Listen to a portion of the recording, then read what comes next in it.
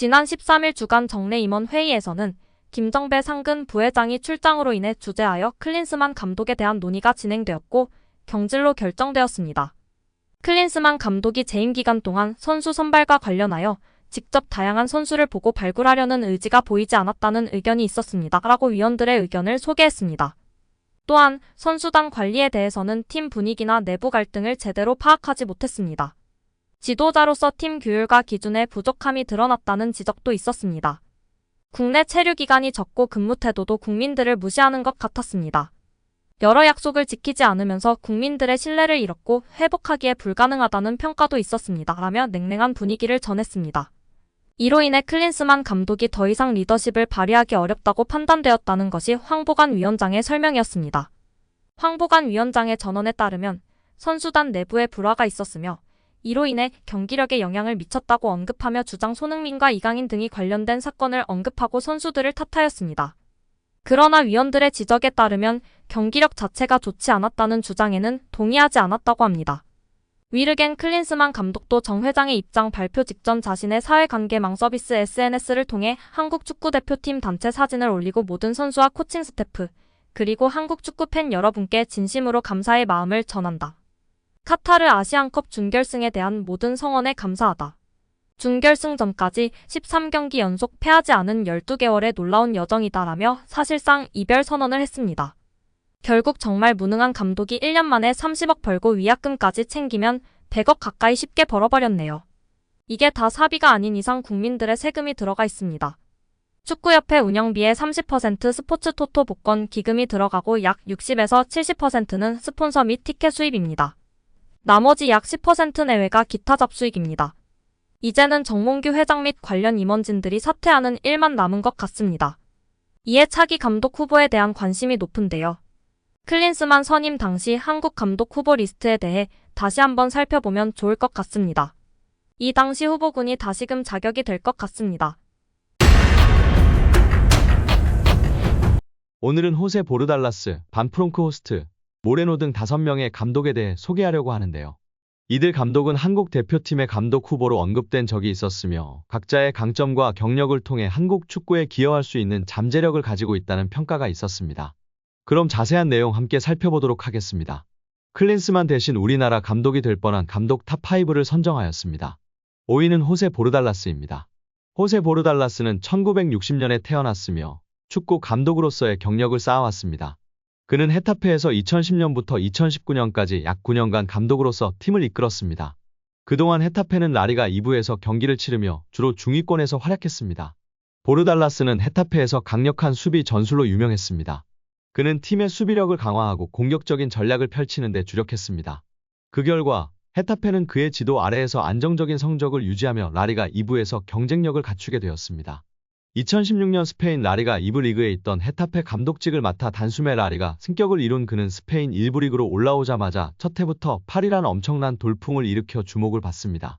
보르달라스 감독의 트레이드 마크도 같은 두 줄 수비를 헤답에 입히면서 다른 타 팀들에 비해서 적은 돈을 가지고 리그를 운영해야 하는 사정을 딛고 기대 이상의 성적을 거둔 것입니다.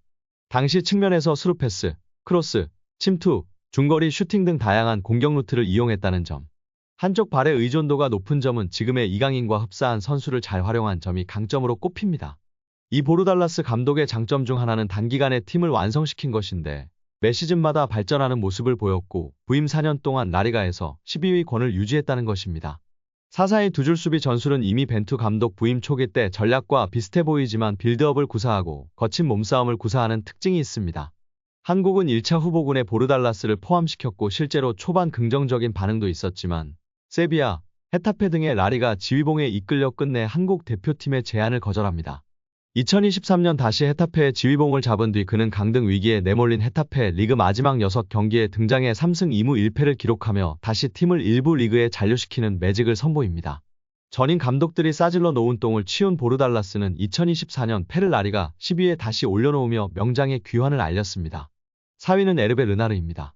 러시아 월드컵 이후 한국 대표팀의 후보로 올랐지만 르나르 감독과의 계약을 위한 거액의 위약금 문제로 인해 이뤄지지 못했습니다. 그러나 2023년 3월에 사우디 감독직을 물러나면서 다시 기회가 찾아왔습니다. 한국축구협회는 이전부터 르나르 감독에게 러브콜을 보내왔지만 아쉽게도 그는 프랑스 여자 대표팀과 계약을 체결하였습니다. 이전에는 2022 카타르 월드컵 때 사우디 감독으로 활약하며 사우디 팀의 절묘한 오프사이드 수비 라인으로 아르헨티나를 수차례 오프사이드 상황에 빠뜨렸습니다. 르나르 감독은 한국과의 경기에서도 파괴적인 전략을 사용하여 우리나라 축구 팬들에게 깊은 인상을 남겼습니다. 한국축구협회는 이전에도 벤투 선임 당시에도 르나르를 후보로 올렸으며 이후에도 그를 원하였지만 현재는 프랑스 여자 대표팀과의 계약에 집중하고 있는 것으로 보입니다. 과거에는 모로코를 20년 만에 월드컵 본선에 올리고 코트디부아르를 네이션스 우승으로 이끈 경력을 가진 나르 감독은 한국에 대한 마음을 가지고 있었으며 한국행에 마음이 있다는 말을 전하였습니다. 그러나 협상이 늦게 이루어진 것에 대해 약간의 후회의 의견이 있었습니다. 따라서 앞으로는 르나르 감독이 어떤 결정을 내릴지는 불분명하지만 당분간은 프랑스 여자 대표팀과의 계약에 집중할 것으로 보입니다. 3위는 반프롱크 호스트입니다.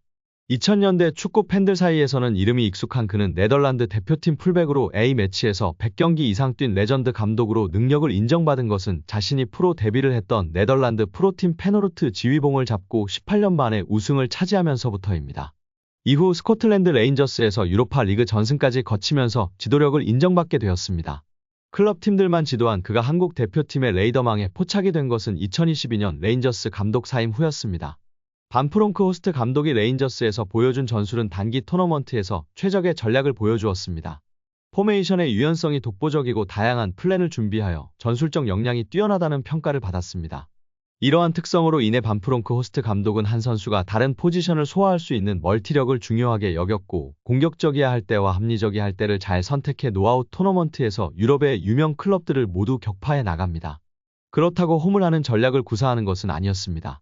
그의 모토는 변화 속의 균형을 중시해 어느 한 선수가 과부하가 걸리는 것을 극도로 조심했습니다. 반프롱크 호스트는 한국의 스타 플레이어들 손흥민, 김민재, 이강인을 지도해 보고 싶은 관심이 있었지만 클린스만 선임으로 불발되었다고 전해지고 있습니다. 2위는 모레노 감독입니다. 1977년생의 젊은 감독인 모레노는 젊은 나이에 AS 로마의 수석 코치로 시작해 바르셀로나, 스페인을 거쳐 2019년부터 본격적인 감독직을 수행했습니다. 아직 빅리그 무대에서 제대로 검증받지 못한 감독이라는 리스크가 있지만 아직 젊고 잠재력 또한 숨기고 있습니다.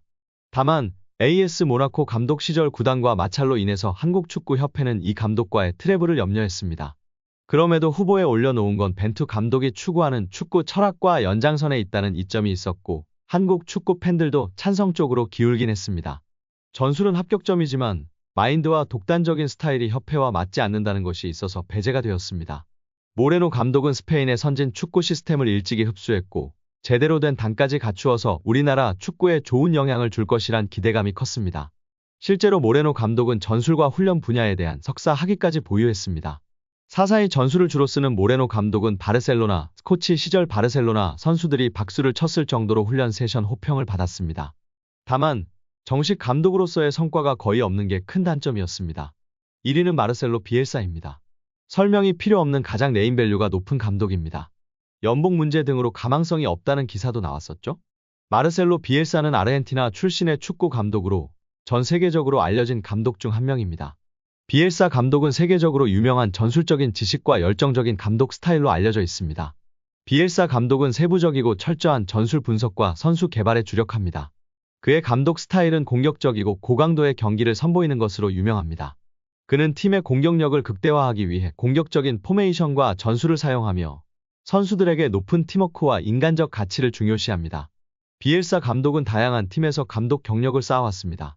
이전에는 아틀레티코 비루아, 마르세유, 아틀레티코 마드리드, 리즈 유나이티드 등 다양한 팀을 이끌었습니다. 특히 리즈 유나이티드에서는 팀을 잉글리시 챔피언십에서 프리미어리그로 이끄는데 성공하여 큰 주목을 받았습니다. 또한 비엘사 감독은 국가대표팀에서도 활동하였습니다. 아르헨티나, 칠레 등의 국가대표팀에서 감독으로 활약하였으며 국제적인 경기에서 좋은 성과를 거두었습니다. 마르셀로 비엘사는 축구 감독으로서의 열정과 전술적인 지식으로 많은 사람들에게 영감을 주었으며 많은 감독들에게 영향을 끼쳤습니다. 무엇보다도 현재 이슈가 되는 것은 축구 전문 기자 김현민 기자가 밝히면서 화제가 되고 있는데요. 축구협회에서 후보군을 추천받을 때 자격 조건이 젊은 감독, 전술적 트렌드를 따라갈 수 있는 전술 툴, 프로그램을 다룰 수 있는 감독 등이 추천 조건에 있었다고 합니다. 자격에 부합하는 감독을 축구계 전반에서 추천해서 감독선임위원회에서 적절하게 선발할 줄 알았는데 갑작스럽게 전술의 전자도 모르는 클린스만이 선임이 되어 매우 놀랐다고 전해지고 있습니다. 오늘 영상은 여기까지입니다. 끝까지 시청해주셔서 감사합니다. 늘 건강하시고 더 좋은 영상으로 찾아뵙겠습니다. 구독과 좋아요도 잊지 마시고 부탁드립니다. 감사합니다.